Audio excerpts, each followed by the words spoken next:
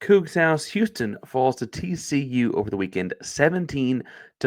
Again, the fellas only played like half the game, not because they played only half the minutes, but because Houston only played on one side of the football.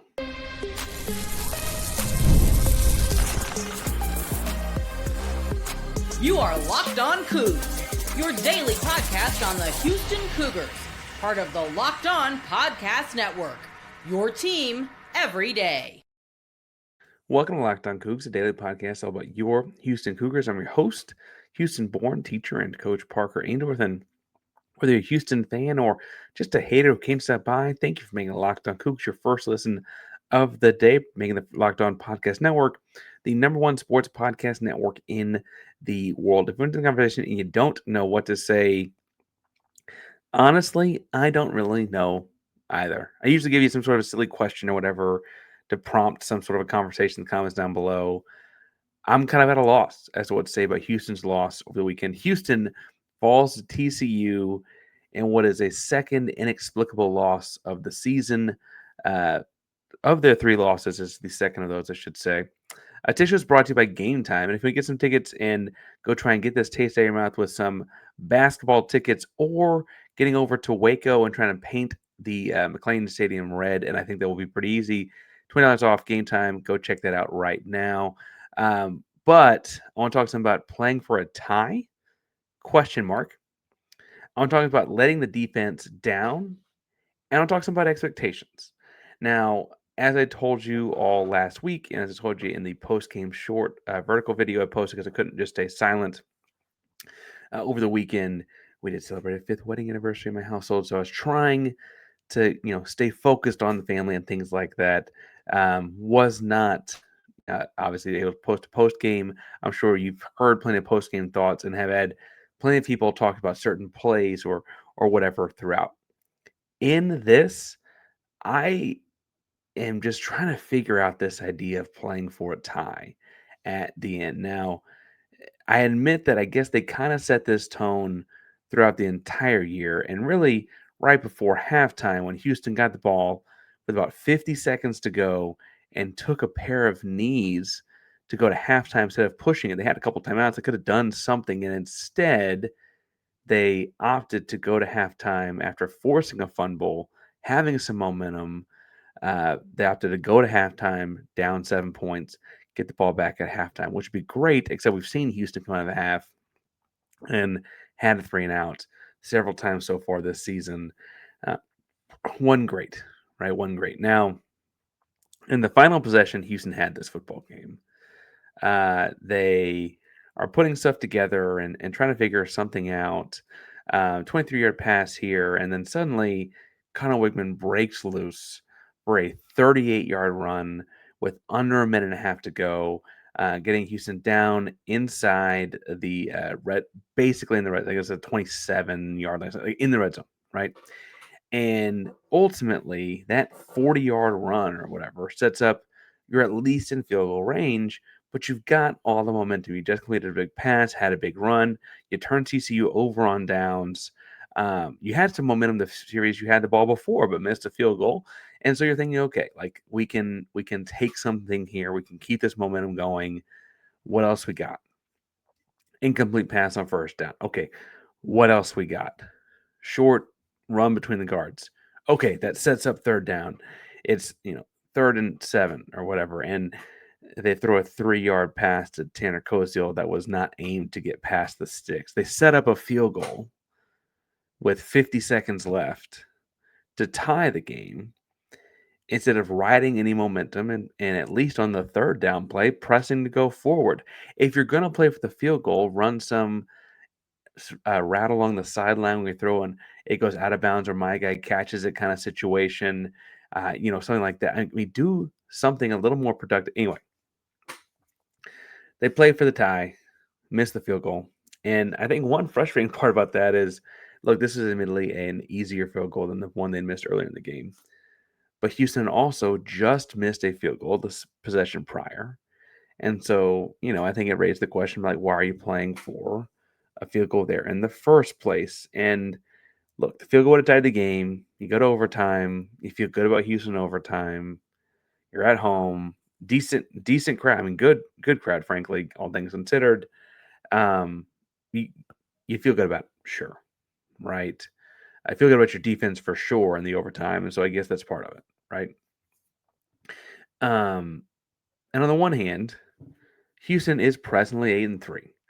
Those 8 wins are largely from playing conservative, sound, fail-proof football, right? When you're developing an offensive line, and it's better than it has been in the past few years, but it is still an offensive line that has problems that sometimes you don't want to drop back for a deep pass and take a big sack and get out of field goal range. Okay, and when you've won games so far this season, in those 8 wins, you've been conservative and you kept turnovers low, and yeah, kind of been a conservative football team. Those elements too, sure. And I thought it was interesting that in post game, went and clicked over on the Houston Athletics YouTube page, and Willie Fritz pointed out twice in answering questions about the final possession that Houston was 4 of 17 on third down and 1 of 2 on fourth down. And so, the idea of converting that, I guess, was problematic given the odds of what you've done so far. It seemed almost like he kind of had the indication that based on the way the game was going for it would not have gone very well. Let's go for the field goal. And to be fair, while Sanchez missed the prior kick, he has won you games so far this year. He's been an excellent kicker except for that TCU game thus far this season. I don't think that's a crazy ass thing. Like, hey, maybe the 49-yarder is the aberration, not the game itself, right? Sure. On the other hand, or that's the one hand, on the other hand, it does feel like in 2 of your 3 losses now, that same conservative mindset, playing it safe, waiting till too late to take training wheels off or whatever, has kind of come back to bite you offensively. Now, admittedly, in the West Virginia game, the defense let you down, and in this one, the offense did, and that's two sides to a coin of both being disappointing. But ultimately, um, you have 2 times in both the later part of the West Virginia game and then in this game where you have trouble sustaining drives. West Virginia was on defense. This one was on offense. And look, I am not a Division I college football coach. I don't mean to act like I am, but I feel like my intuition is that if you're having trouble sustaining things, that's actually the time to go for the gamble, right? If you're having trouble getting a first down in general, that's the time to let one rip. Because if you throw an incompletion on a 40-yard bomb because you can't get a first down, it's functionally no different than getting 3 and out anyway, because you get 2 yards, 2 yards, 2 yards, or 2 yards incomplete, 2 yards, or whatever, right? And so that makes the hesitation there, the conservation there is interesting to me because I don't think it actually adds up. On defense against West Virginia, I think the inverse would happen, right? If you're having trouble stopping them on things like Scotty Fox's big time touchdown run, that's when you actually like kind of send the house, right? Because like, we can't stop him anyway. Might as well like see if we can rush a pass or whatever, right? I say that to say that ultimately the thing Houston, yes, has ridden to 8 wins this season when they're projected to have the over under at 5.5, and they're doing a much better season than people thought they were going to have outside the program. That same conservative energy in terms of football has actually, I think, held them back in 2 games, specifically this TCU one. And yes, I think that final drive was one of them. And maybe the real calculus there is that you lose these 2 games, West Virginia and now TCU, but the conservative style football won you so many more that if you'd played more loosey-goosey throughout the year, maybe it's actually a net positive to be 8-3 versus whatever the alternative was. I'm listening to that. I'll hear that out, I guess. I will not act like, though, I was not disappointed to see the clear and obvious attempting to play for a tie. Mostly because on its surface, a tie is not a win.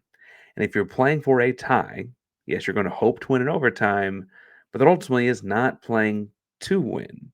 And I think that there's actually a situation where you could have done both. Once you had the big Weigman run, the 40-yard run for a first down, set you up in field goal range, you were already in field goal range. On first or second or third down, you could have let another big play rip in the same way that you would in a sudden change kind of scenario, right? Where like you've got the opponent on the ropes. They may be like in a sudden change scenario, right? Your defense forces a turnover, and then suddenly you've got the ball, and the other defense isn't really ready. They weren't ready to come out in the field yet. You just let a bomb rip just to see if they're ready for it, right? In this instance, once you get the big 40-yard gainer, I think that's when you let one rip again. It's not quite sudden change, but they're gasping for breath, trying to figure out what's happening, and you've set up a game-winning touchdown potentially, right? You're in the red zone with the game on the line, and it's just not, it's not good. And I understand that this is a team that is working with the tools in front of them, and I enjoy the guys on this team and like the players on this team. There is still, room to improve at every position and every group and every whatever. And I'd include coordinators and the whole nine in that, right?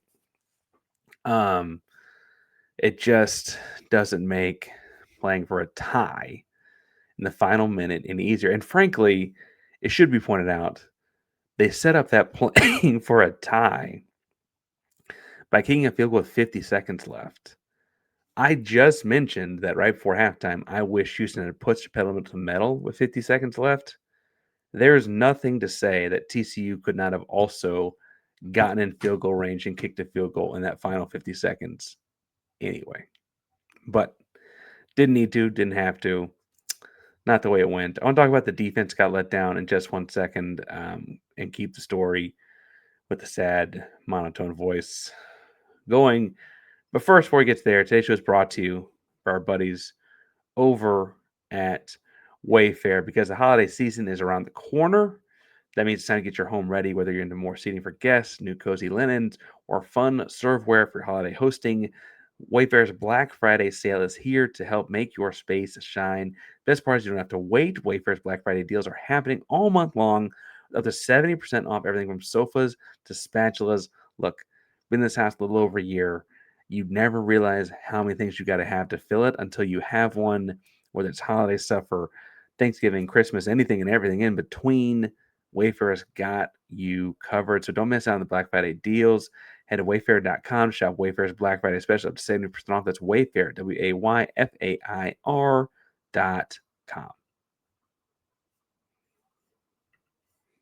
Parker Ainsworth locked on Cougs.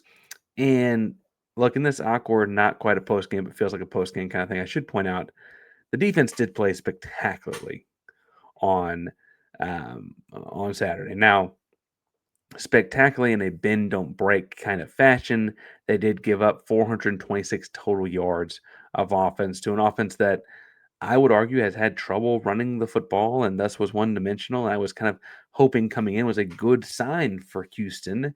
Instead, they held an offense to 17 points, even though they gave up 426 yards. And look, that's because they forced 4 turnovers. And, 4 takeaways is always going to be good defense no matter what. They really, I thought, did a strong job of being aggressive and choosing their gambles right. I also thought there were things like there's a man-jack catch over the middle from TCU that got negated by penalty and stuff like that. Like they got a couple lucky breaks. I don't mean to say that, but generally speaking, the defense played far and away well enough to win this game. And I don't mean to be like, I'm that guy, because people will say that.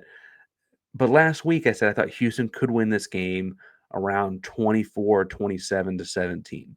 This is a defensive effort. I think everyone, both in terms of point production, turnovers forced, opportunities it gave your offense, etc., would have thought could have helped your team win. And it did not do that. The team did not win. And look, let's just be honest. You don't lose very many games when all these things happen. You don't lose many games where you force 4 turnovers. You don't lose many games where you force 4 turnovers, and you only have one yourself.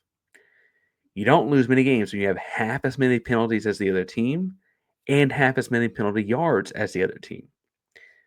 You don't lose many games when the time possession is in your favor 32 and a half minutes to 27 and a half minutes. That combination is just not a common recipe for a loss. And the only way to describe it is that they came up short on the offensive side of the football. Yes, the defense gave up 426 yards. I don't want to act like there aren't things to fix there in their various positional film rooms. But dang, like that is enough to win.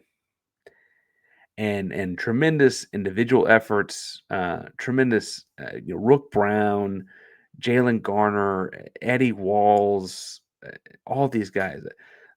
Carlos Allen had a couple big tackles, big sack from Platt and Jordan Allen they combined for a sack that was very crucial in the moment too.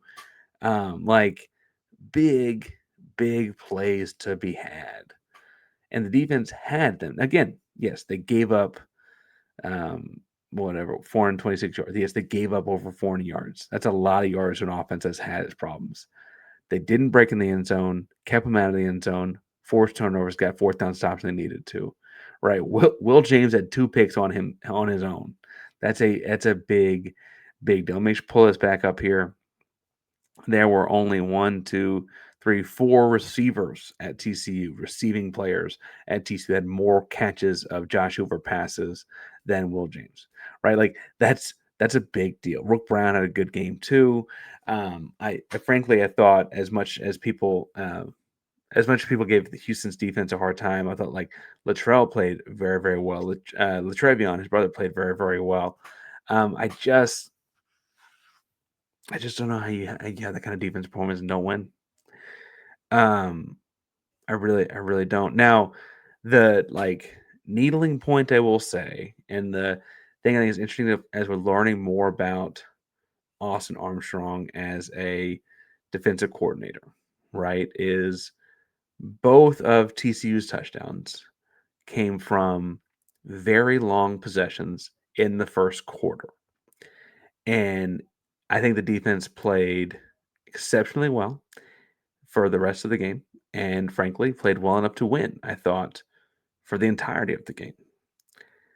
It is interesting to see how this defense has those struggles early. And yes, I think the first touchdown pass to McAllister was like a perfectly placed ball from Hoover.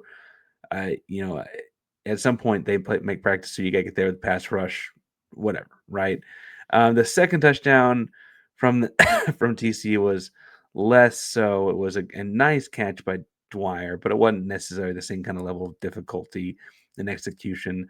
That drive was really the fact that it was a 10-play drive. Houston couldn't get them off the field, right? But regardless, a consistency we're seeing in Austin Armstrong is having trouble out the gate, maybe with an opponent in that first quarter, first series, whatever that opponent, and the intellectual side of Armstrong, who we've heard said about him since he came over from Florida, and our buddy Brandon Olson over at Locked On Gators told us, he's a very intellectual guy. He makes those adjustments and things fairly easily and simply. Now, West Virginia, Texas Tech, those did not work out quite like that. But generally speaking, we're seeing a defense that plays better from second quarter on. And, had they been ready to go out the gate or maybe made those adjustments between those first couple series and this one would have been different. If you're picking nits, maybe, they only gave up 17 points in the game. And I know I was incredibly frustrated. I was out again, trying to celebrate my 5th wedding anniversary, out trying to have a good time, checking the score because I'm a sicko and I can't not check scores. Look, I was disappointed to see we're already down 14-0, already down 7, and trying to follow it a little on my phone, golly, we can't get them off the field. Yeah, that's all happening. That's all real, right? I don't know, man. I'm not going to sit on that for too long. I think people are right to be upset that we're always seem to be down 7-0 because we always want to start on defense because we always want the ball back to start the second half. It does not help that we get the ball back, start the second half, and have a lot of 3-and-outs in that possession, start the second half, right? But man, I think when you see the kind of adjustments they're making over the course of the game after that, making picks, forcing fumbles, I can't be that upset with that. The defense played well enough to get. Oh, I'll stress again, right? They had 4 turnovers forced. They only had 1 on their own. right? So they won the turnover battle 4-1. They had half as many penalties as TCU, half as many penalty yards as TCU, and had the ball longer than TCU by 5 full game minutes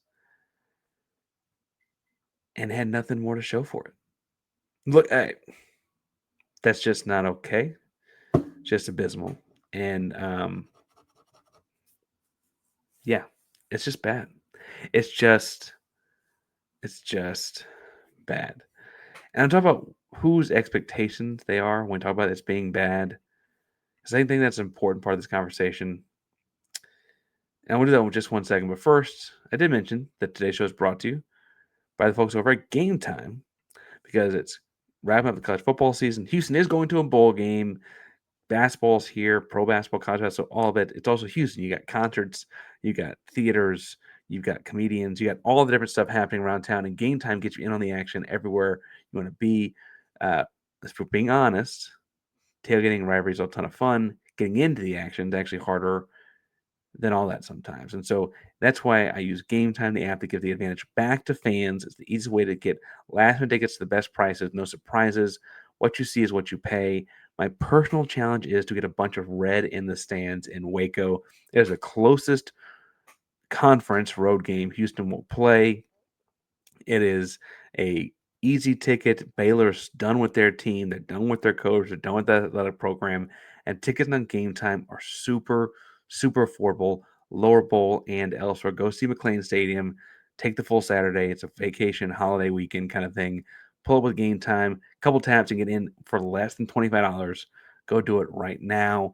Take guys who got to buying college football tickets to Game Time. Download the Game Time app. Create an account. Use code Locked On College for $20 off your first purchase. Turns play again. That's promo code Locked On College. LOCKEDONCOLLEGE for $20 off. Swipe, tap, ticket, go. Download Game Time today. Park Rangers locked on Cougs here. And I want to wrap here. And look, there's a full other episode where Jackson and I talked about Houston and Syracuse basketball and got a couple other bits and pieces here. A lot of content coming out this week as we're at an apex of basketball starting and regular season football ending. But I did want to spend some time talking about the expectations Houston's failing to live up to in the weekend like last weekend, right? Because truthfully, they are 8-3. And if you'd have told most people in America in June, hey, the Houston Cougars are going to be 8-3 going to their final game of the season against a flailing Baylor Bears team, they'd have been excited about that. If you'd have told most Houston Cougars they'd been undefeated on the road going into their final game, they'd have been excited about that. I don't care if it was last July, last August, last December when Conner Weigman transferred over. Whenever the case was, or even when they got Willie Fritz as a new head coach, said, hey, year 2, you're going to be 8-3, heading to Baylor, undefeated on the road. People would have signed up for all of that. In more very recent expectations, this would not be that bad a deal. Yeah, you dropped a couple. It happens. It's college football. No one goes undefeated anymore. Whatever. Sure. Right. All fair. And I think the interesting thing is the expectations this team is failing to live up to. The expectations these Willie Fritz Cougars are not living up to in this game, in the West Virginia game, and others, but those 2 losses specifically are because of themselves. Look, Houston was 7-1, ranked, had everything in front of them. And for what it's worth, on paper, the middle 4 games of their schedule they just completed and went 3-1 during was actually more challenging than the latter third of their schedule as it stands. And look, they went from 7-1 to 8-3 very quickly. And I think that the 8-3 is only disappointing because of the 7-1, the expectations that had been building up as we got here, beating a good Arizona team. Look where that Arizona team has been since Houston beat them. That was a good Arizona team, and we told you here in Locked On Cougs when it happened. That was a good win. Arizona State, the nation can say what they want to. You and I both know Stan Levitt threw 35 passes and played the vast majority of that football game, and Houston beat them at their house. So much so that now, with Levitt injured and Dillingham, they're talking about blowing up the whole program. Right? Those are big, good wins. They beat Oklahoma State like they were supposed to.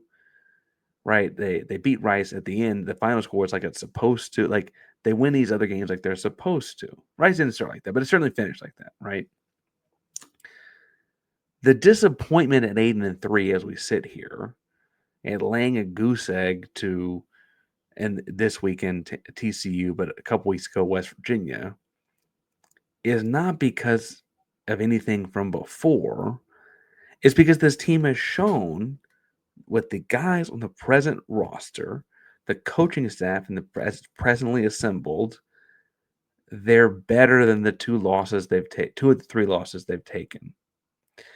And they have set those expectations up for themselves. And I almost feel better about being critical in that moment. And I'm a guy that's usually of your Houston Cougar content creators or talkers. I'm usually on the optimistic side. I think I frankly get criticized for being too happy-go-lucky and too everything is great and too. I get all that, and I do think things are pretty great. I do think things are going in the right direction. I just want it to be faster. But anyway, right? I say all of that to say that it is just an interesting turn of events that this team is not failing on the August expectations of itself. It's not. It's not failing on the September expectations of itself. I mean, let's be honest. Once they went to overtime against Oregon State, if you told me that team was going to be undefeated on the road in 8-3, like, oh man, really? They turned that around? They're failing in their own expectations they've built up over the course of the year. And on the whole, that's not necessarily a bad thing. That doesn't mean it's not failing on expectations. Whenever they got put in place, wherever they came from, however they got put there, this team earned expectations, built expectations, and deservedly had expectations. And now they're not meeting them.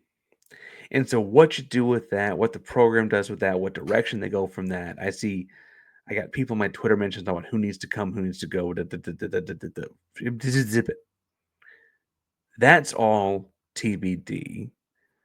But it is because of this level of expectation that the program has set. And the program set that for themselves. They earned those and built those. And as upset and disappointed as I am today as a fan of the Houston Cougars with what transpired over the weekend on the football field, really just half of the football field, just the defensive half is fine. The offensive half of the football field left so much to be desired and was painful. As much as I am disappointed in that, I need to also remind myself, we need to remind each other, this is largely because these guys showed they could do it earlier, right? We've seen Weigman drop back and whip one into Amari Thomas over the middle for a first down. We've seen it a lot of times. We've seen him drop it in the bucket to Kobe Young. We've seen him hit Tanner Cozy on the out route for the first down. We've seen Ethan Sanchez make those kicks. We've seen all that happen. And so then when it doesn't, it's like, wait a second. We were riding the train. Who hit the brakes? Right? Now, I think the train's still going. I think a lot of good things are coming to this program. I think Flip Week is going to be a net positive for the Cougs. We got more on that as it happens and unfolds. But all that's going to be happening at Locked on Cougs between regular season football wrapping up, basketball season heating up, recruiting, transfer portaling, all that kind of thing. Big time stuff happening all the time. Locked on Cougs, place to get in on the action here.